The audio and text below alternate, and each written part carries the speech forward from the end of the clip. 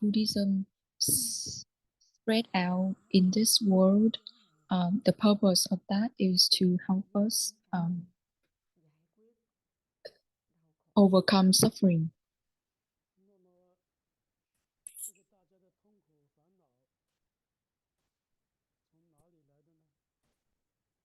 Then all of these sufferings and afflictions, where do they come from?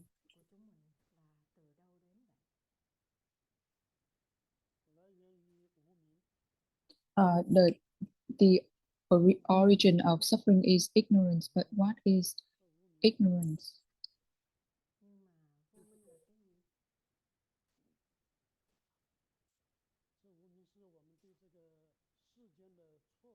Ignorance is the wrong view, the wrong understanding of this world.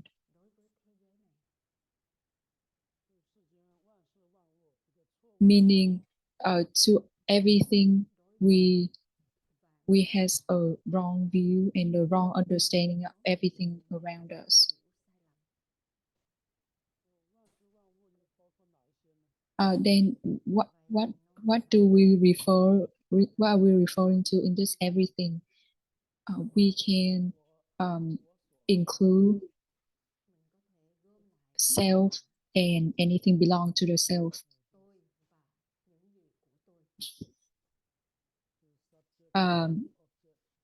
Object and subject. Anything outside of us is object and we are the subject.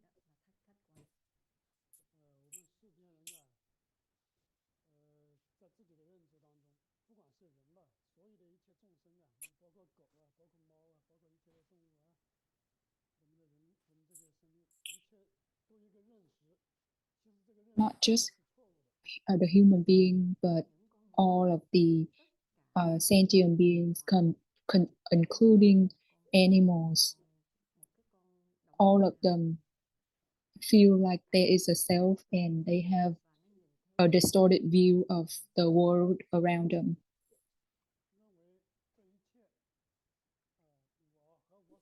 And the biggest mistake is thinking the our feelings and everything we see is real. For example, when we see a flower or a vase in front of us, we think that they are real. Or when we see this house, it seems real to us. Or even the mountains, the sky, the nature around us seem very real. Or all the animals in the ocean or in the sky seem very real. And then the sun, the moon, morning, night, everything seems very natural and very real.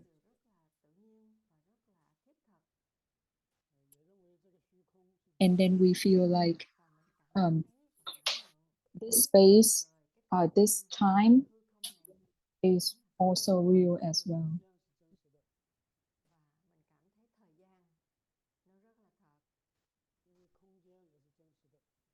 So to us, space and time is real. And that's why we attach to everything that we feel as real.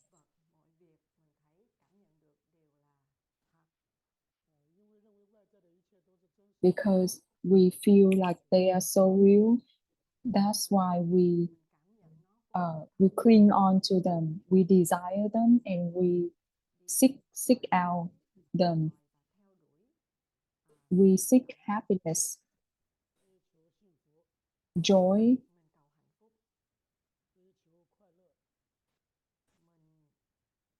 the feeling of joy.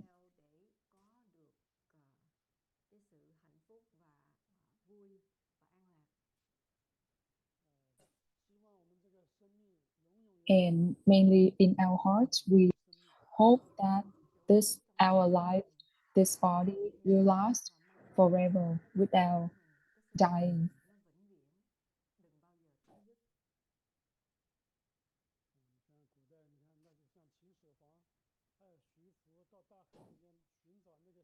For example, in the history, we know that Tầm Thủy Hoàng, a Chinese king, and also the people who practice to become heavenly beings. They seek the medicine that can extend their youth and extend their longevity.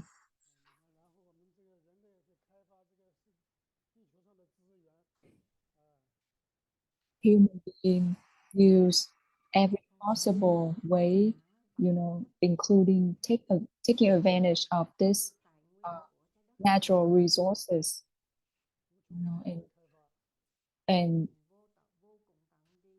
basically use all the natural resources as much as we can, just to satisfy human beings' desire.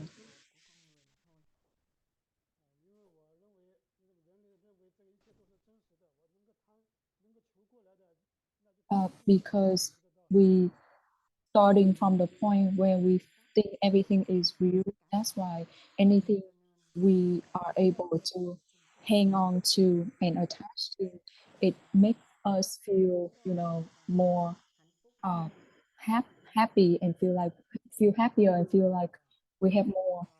And when we don't get what we want, then we feel disappointed and we feel suffered, including um, including the feelings between human and human, the love between, the female and the male, or even friendship. We also carry that mindset to want to have that and want to possess those sentiments, or even the feeling within family. We even more attached to those. To us, um, the, these relationships are so real. That's why we need them, we attach them, and we want to cling on them. But the Buddha said all of these are not real.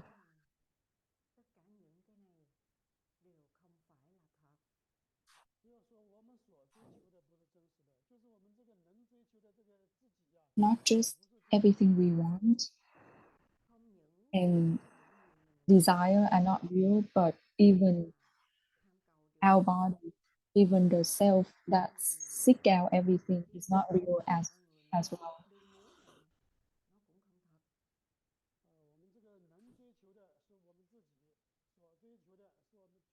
So the subject of who seek out things is us, and then everything else that we seek is the object.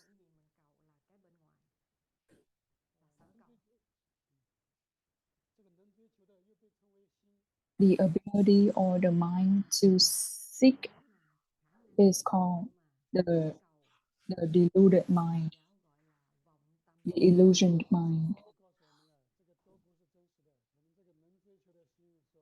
The Buddha said,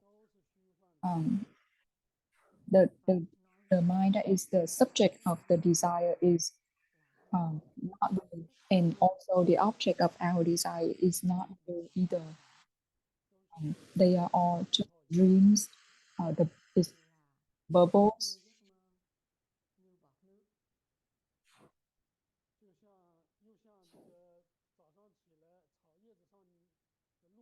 Like the morning water bubble in the morning, when the sun come up, they will disappear. Or like the thunder in the sky, they come and go one uh, within a little moment. Just like when we look into the water, we can see our reflection.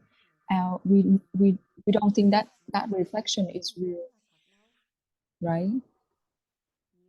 We we are sleeping and have a dream. When we awake, we don't think the things happen in the dream is real, right?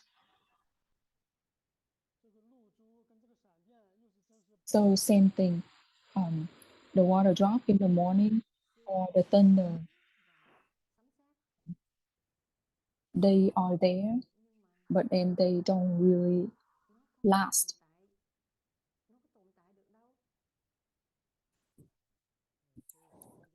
That's why we said everything around us is not real, so we shouldn't attach to them or shouldn't seek out and desire them. We should let put them down.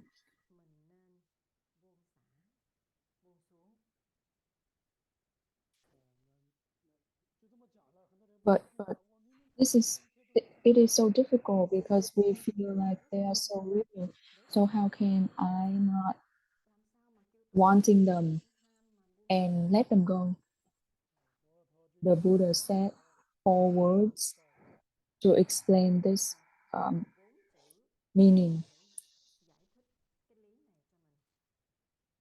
That is the everything is void and created by interdependent conditions.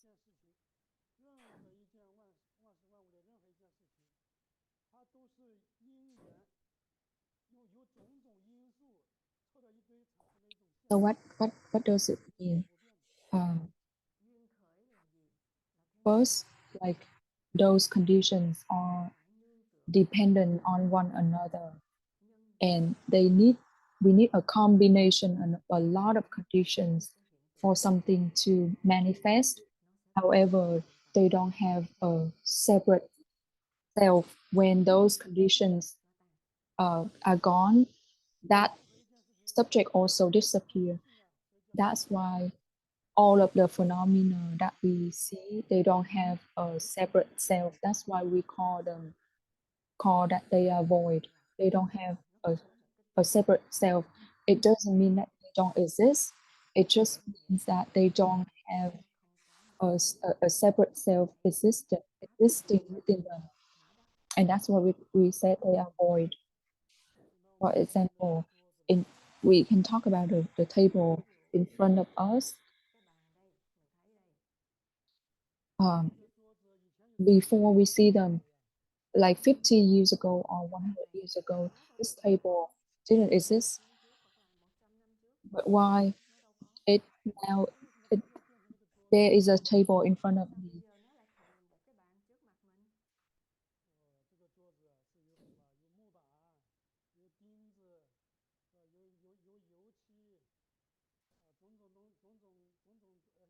We all know the table is a combination of the wood, the the, the needles, the nails, sorry, the paint, the labor that make up a table.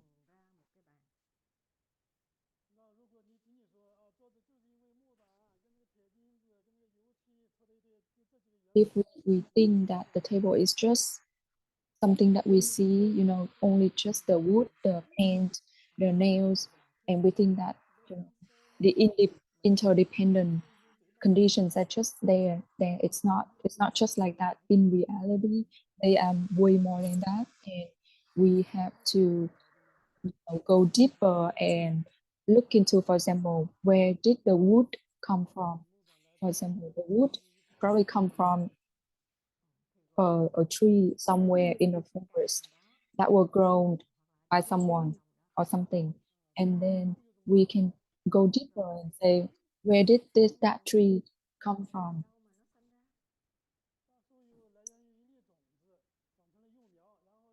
The tree should grow from, you know, a seed, um, and uh, and also from, you know, a bunch of different other factors like the sunlight, the water, the nutrition from the earth that it grows, and then where did this seed come from? So if we say the tree could be a big tree lasting for like 1,000 years.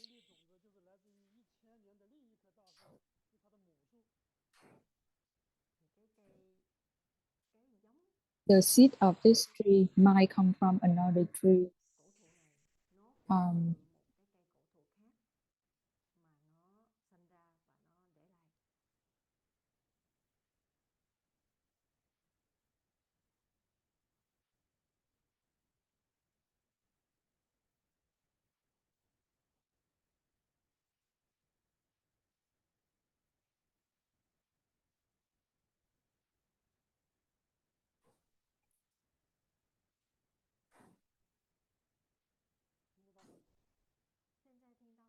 Can you hear? I mean, yes, I can hear.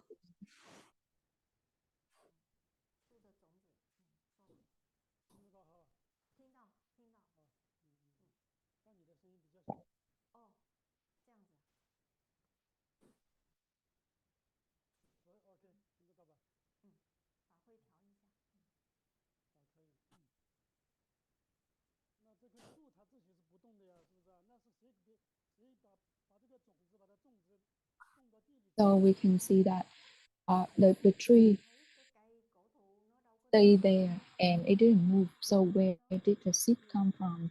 Who planted the seed?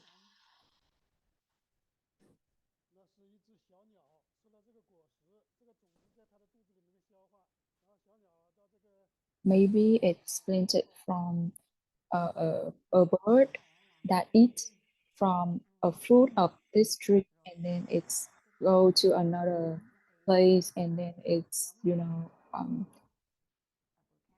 push out the seed to at another place, and that seed grow into a different tree. And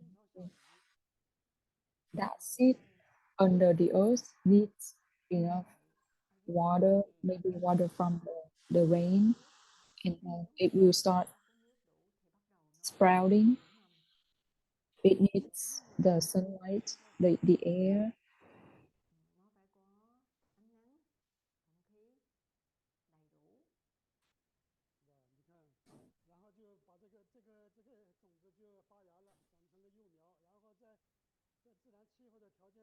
So you can see that it needs a lot of conditions for it to sprout and grow over time.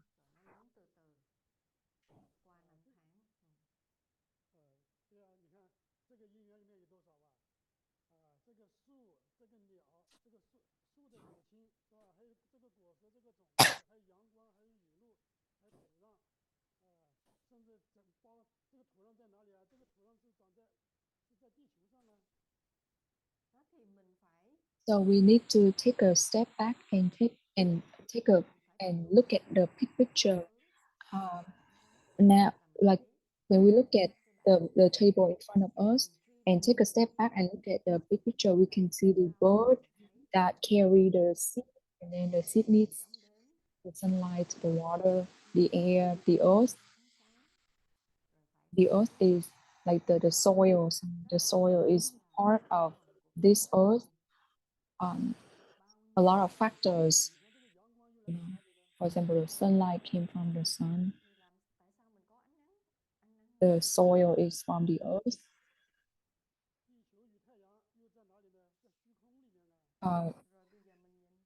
And then where is the sun and this earth? Where are they? They are in a bigger space. So from there, we can see that this temple carries within itself a lot of factors, a lot of conditions in order to show up this way.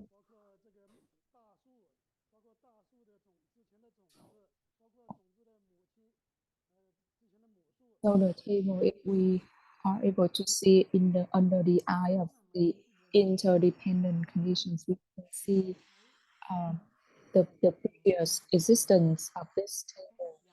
We can see it in a previous existence, which is the seed, the bird, um, the sunlight, the water, the soil over a lot of time.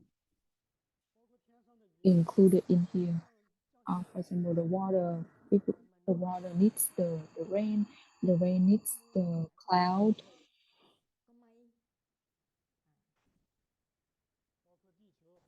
and even the sky, the earth, and the sun.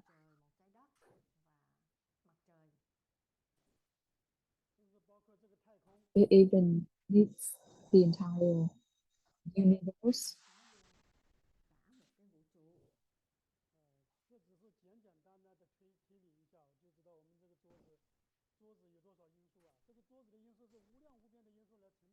So the table, the interdependent conditions that create the table is countless, is innumerable. That's why when we say interdependent conditions, they are very deep.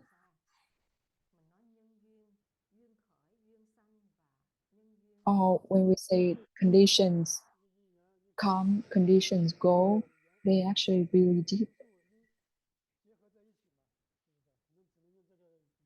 So every stage we can see the conditions at that point manifest in such a way they are a combination of conditions that lead to an event, lead to an existence.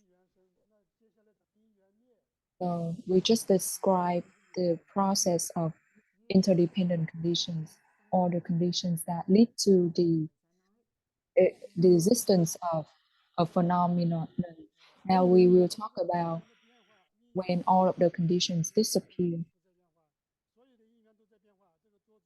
So all of those conditions are moment, come and go,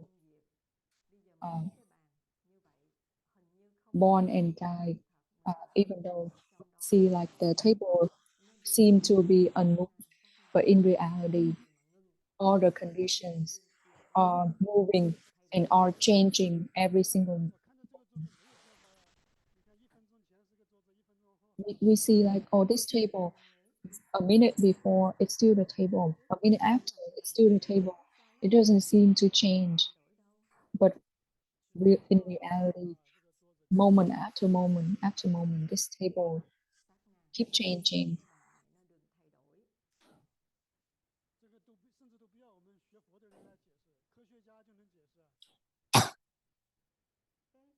This reality not just mentioned in, but it's also proved by science.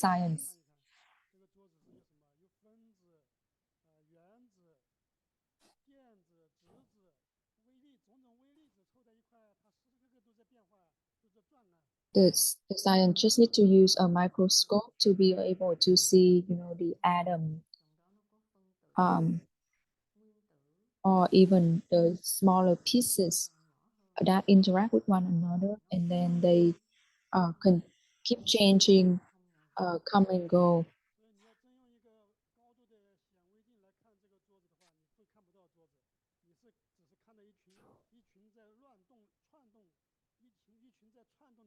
If we use a microscope to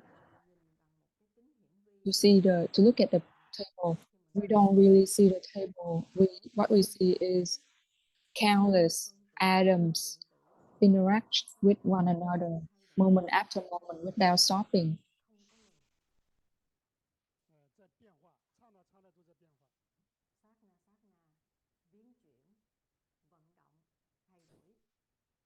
So if we know how to see the true self of reality, we can see that this table changes moment after moment. Then we cannot say this table doesn't change.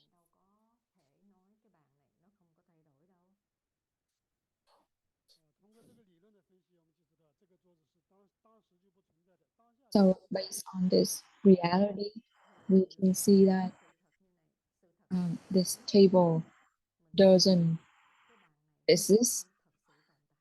It's not real. There's no such a table that is without change.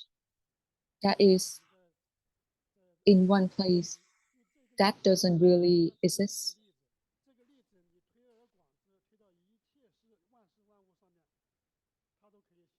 So we've been using the table as an example. So from this example, we can see everything, including ourselves, and we will be able to understand the principle of the interdependent conditions. And we understand everything is manifested from the interaction of the conditions. So we just mentioned the conditions of an inanimate thing. Now can we look at the interaction, interdependence of the mind? If we can see the birth and death, moment after moment of our thoughts, then we will be clear that our thoughts change and come and go, moment after moment. They are not fixed, they keep changing. We were just happy. Now we start worrying. We will just feel calm. Then a little bit later, we start feeling turbulent. If we truly contemplate our mind, we can see it's like a very turbulent mind, and or we can say like it's it can be seen as a sick mind. And when we are able to see that our mind or our thoughts are not real, will we attach to those thoughts anymore?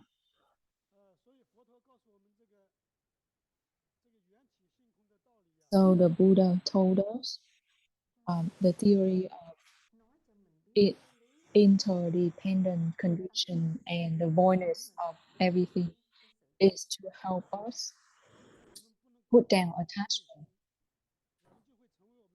If we don't spend time to contemplate, to see the activity of our mind, then we will become the slave of our own mind.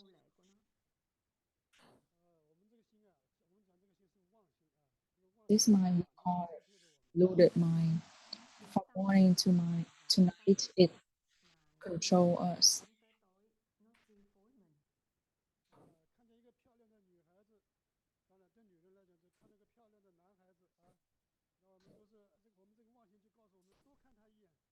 For example, a guy see a good-looking woman, then his mind automatically tell him, why don't I look a little bit more? Same thing happened to the woman when she see a man.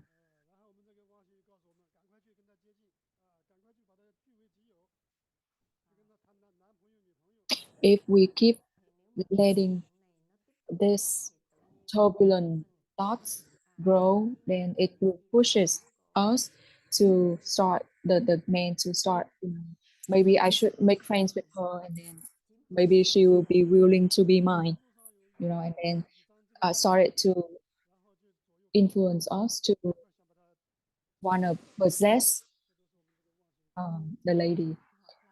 Or if when we go on the street and we see money on the street and we look around and we don't see anyone, we might have the thought of wanting to put that money into our pocket.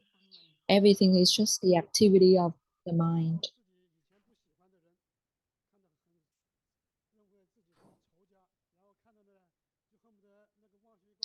So if we hate someone and then we bump into that person, our deluded mind might,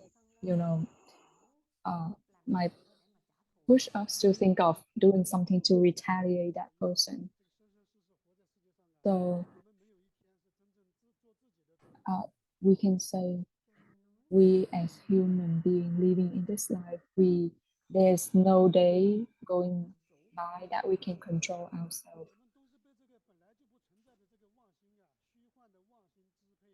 We are always controlled by this deluded mind, but this deluded mind in reality is not real, but it still control us every day, every year, every life after life without stopping, without stop.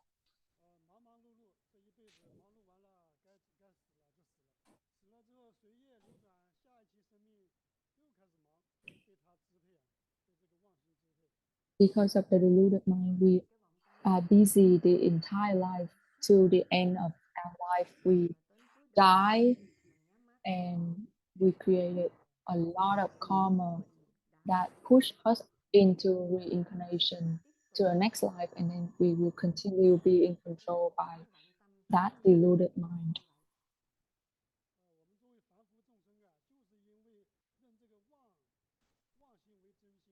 The ordinary people, because they cannot see the reality, that's why they think this deluded mind is real, and they follow that mind and go through a lot of sufferings. How can the deluded mind manifest? It can show up as our six senses, from the eye, the ear, the tongue, the nose, the body.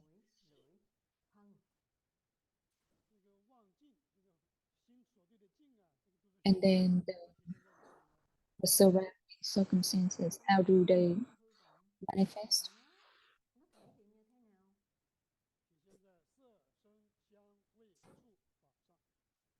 So all they show up is material, the thing we can see, the sound, the taste, the smell, and the feelings.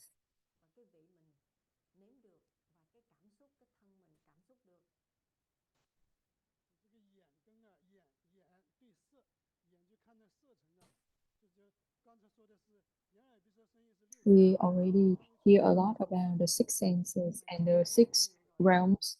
The six senses is the eye, the ear, the tongue, the nose, the body, the idea, and then the six realms is the subject of those six senses.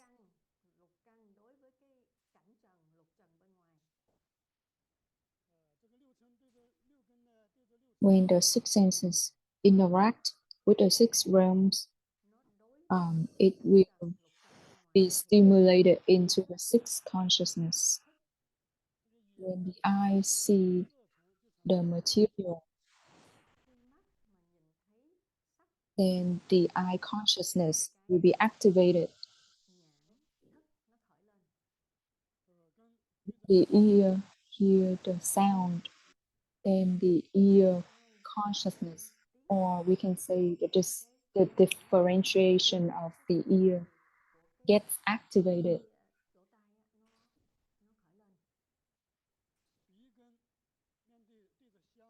When the nose smell, sense the smell, that the consciousness of the nose get activated.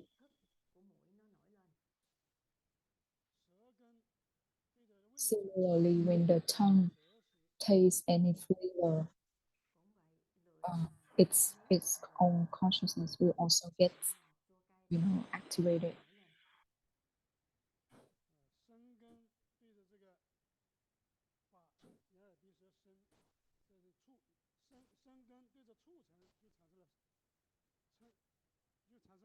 When the body in contact with coldness or hot heat, anything that it can come into contact, the feeling will get activated. When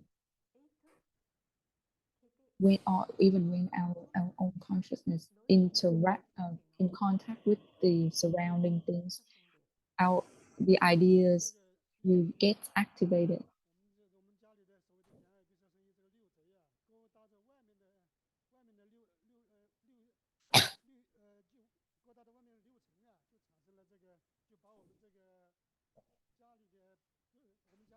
So when the six senses,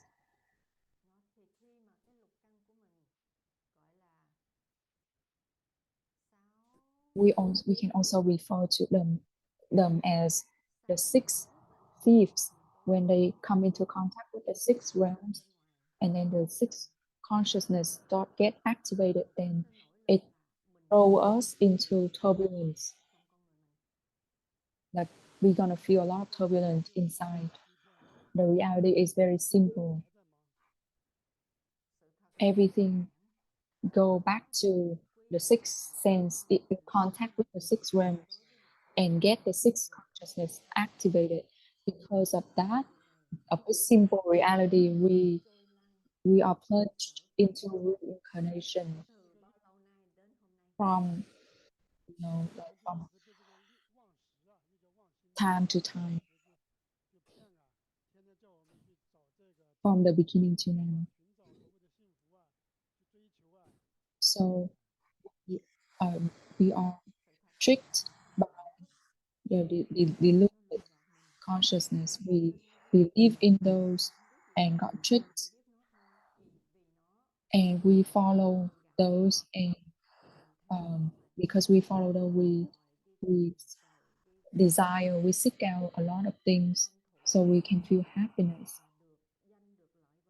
It's very tiring.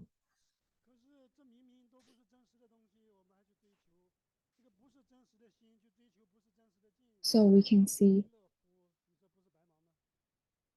a mind that keep changing. A mind that is not real. It keeps seeking, keep desiring, keep trying to possess things outside of it without stop, and because of it, we get busy day and night. Isn't isn't it that we are tricked by it?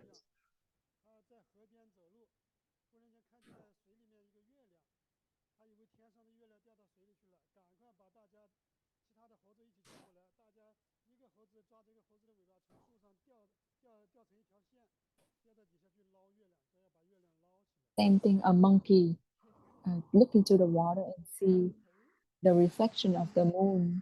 It thought like that reflection is real. That's why it's call all of its monkey friends and say, "Oh, we need to cooperate um, with one another to help one of us go into the water to catch that moon."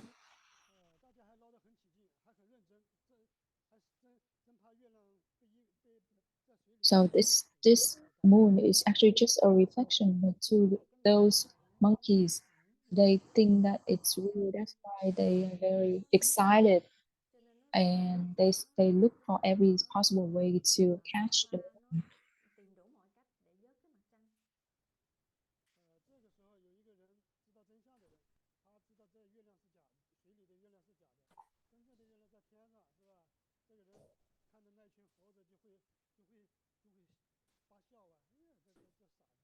At that time, there is one person that know that, oh, this moon is not real. The real moon is up in the sky, and he or she knows that, oh, these monkeys are tricked.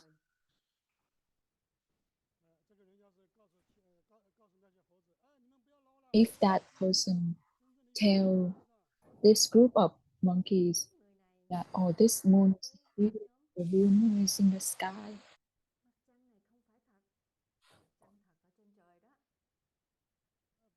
if you don't believe, why don't you look up and look into the sky? You will be able to see the real moon.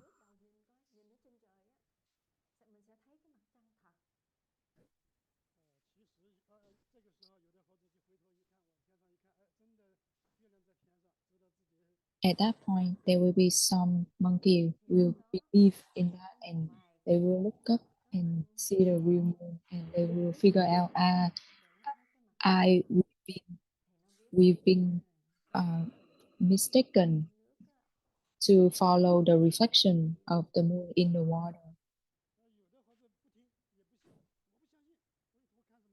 But the majority of the monkeys will not believe. I won't look up.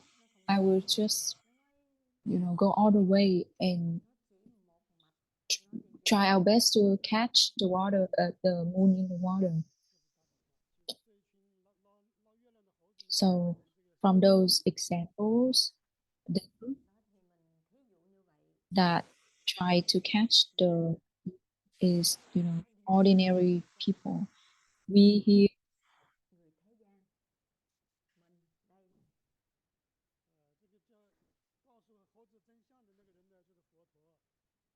that the person who told those monkeys about the moon in the sky, that person is the Buddha.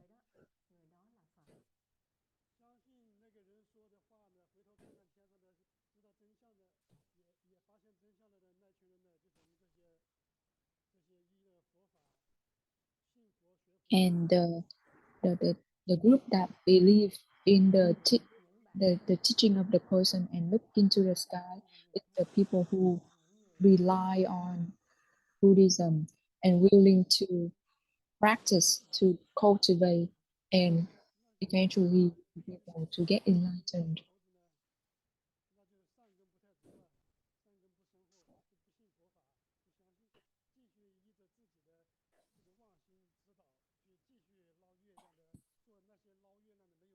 But the people who lack of the wholesome capacity, they won't believe and they will get themselves busy to trying to catch the moon in the water. So we've been using examples to illustrate a principle. So why do we need to understand the theory so we can transform our mind? We need to put down our attachment.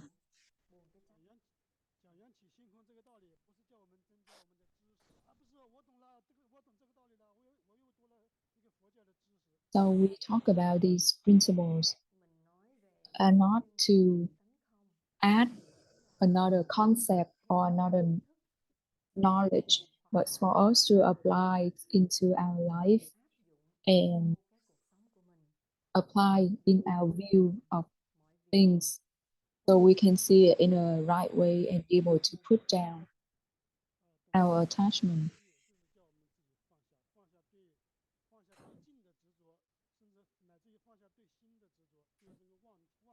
So based on these concepts, we can gradually put down our attachment to the surrounding things of us and that we think is real and we think that we need to have them.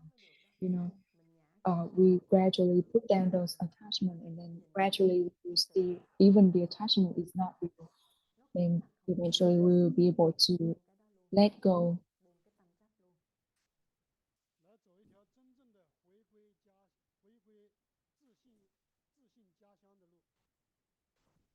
When we do that, we are starting the path to come back to our original hometown. We won't be lost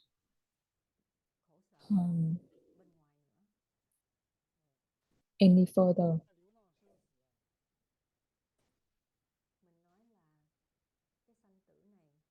So we can say that this birth and death is like a person keep, wandering on the street without being able to get home. When we believe and we are able to see in the right way, at that point, we are liberated. Of course, each person has different capacity. The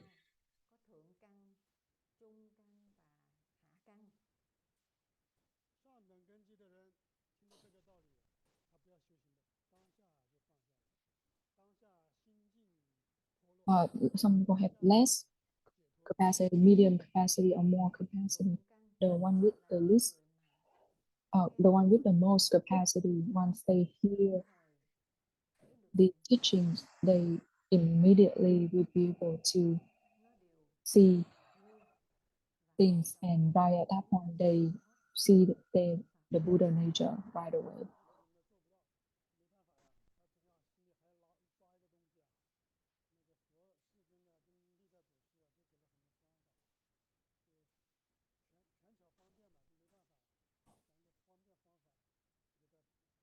The people with the medium or with less capacity, they are not able to get enlightened right away. And the Buddha and the future over thousands of years leave behind a lot of methods to gradually, you know, direct them. So we use those skillful means to help us gradually let go of our attachment.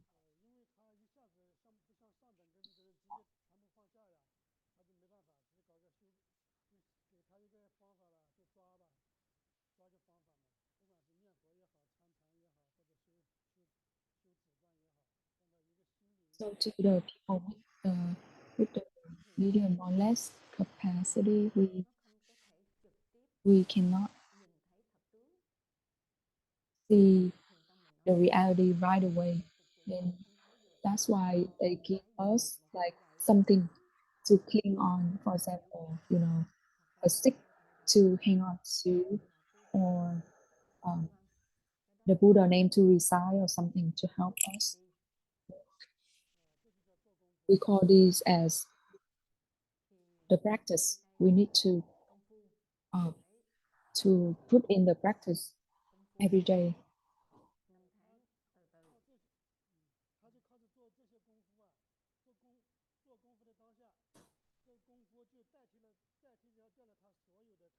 Once we receive such a means, we need to rely on it to put in the practice. Then it will help replace a bunch of other thoughts of greed, of anger, of ignorance. If we has the practice, if we have the practice, then our mind will be put into the practice and will not put into the afflictions or um, the three poison, greed, anger, and ignorance anymore.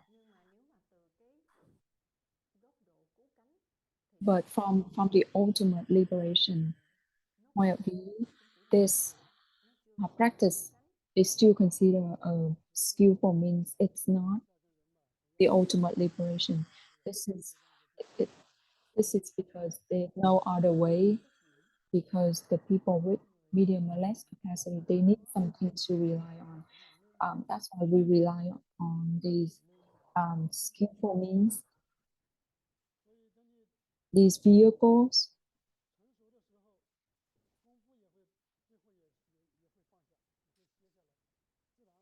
When we rely on this practice, our mind will gradually become pure. Our attachment will be less, and when we are more familiar, then the practice will, um, disappear on its own.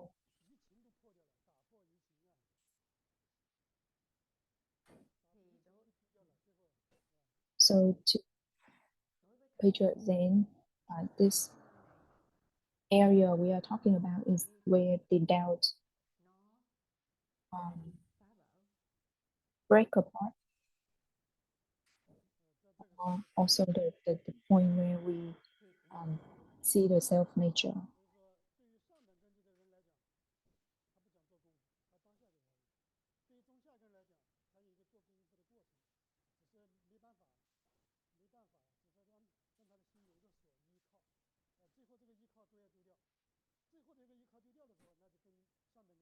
So in Zen we say the people with the most capacity, once when they hear the teaching, they immediately right there liberate. But the people with less capacity needs to rely on the practice, rely on the doubt. But at the last minute, the doubt is still just a skillful means. At the last minute, the doubt will fall apart, and at that point, the view of those people will be just similar to the people with the highest capacity, and they will also be able to see themselves, their Buddha nature.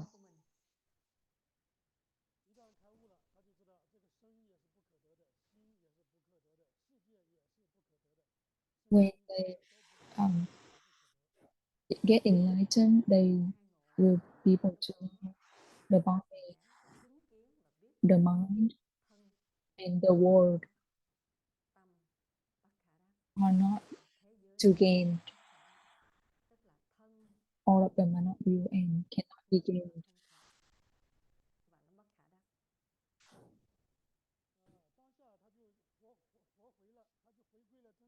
So at that right there, at that point, our will return to its, original phase or original nature.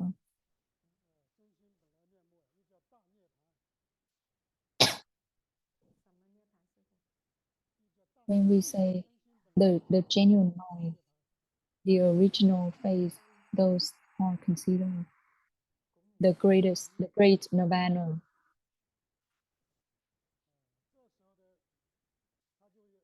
The mind that achieves great nirvana, that to everything, it's complete and be able to utilize its full function without any deterrence. So the birth and death, is not real, right? And once that mind, that genuine mind know that the birth and death is not real, so it's not even fearful of that, then at that point it doesn't even seek out nirvana either, because right there everything is complete, everything is free.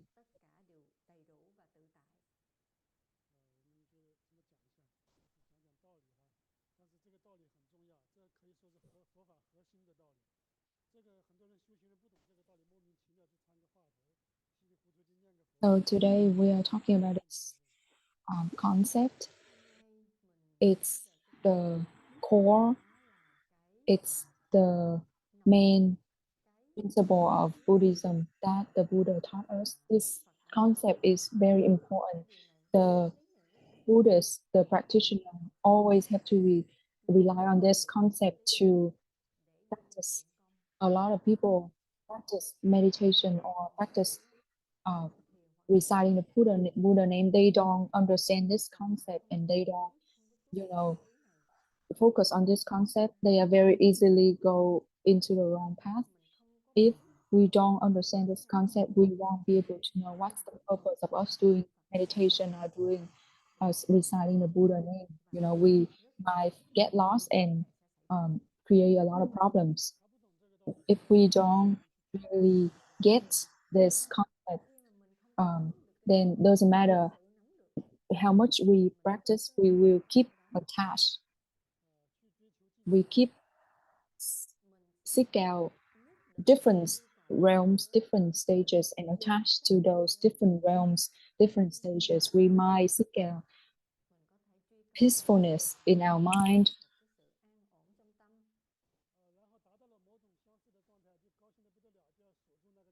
Then if we practice well, have a little bit of achievement on our practice, when we feel calm, we might feel, excited and attached to those when our mind fall into those stages. It's very dangerous, and it's very easy for us to follow the wrong path.